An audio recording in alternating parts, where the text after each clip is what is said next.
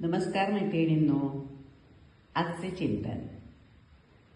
खरा स्वतंत्र मुक्त तोच ज्याला ऐहिक विलोभने बांधू अथवा आकर्षू शकत नाही, जो कोणाच्याही दडपणाखाली दडपला जात नाही, ज्याला गर्व, क्रोध अथवा भय यांचा स्पर्श होत नाही, भगवत प्रेरणेनुसारच जो कर्म करतो, ज्याच्या मनात कर्माविषयी आसक्ती उरलेली नसते, अधर्माची मोहिनी त्यावर पडू शकत नाही आणि ज्याची इच्छा भगवत इच्छेशीच एकरूप होऊन कार्य करीत असते.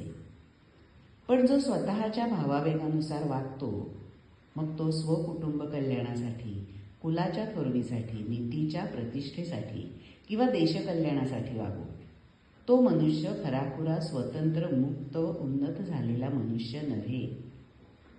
प्रकृतीवर अंतरात्म्याचा संपूर्ण व सतत टिकणारा विजय म्हणजेच खरीखुरी स्वतंत्रता व मुक्ती होय.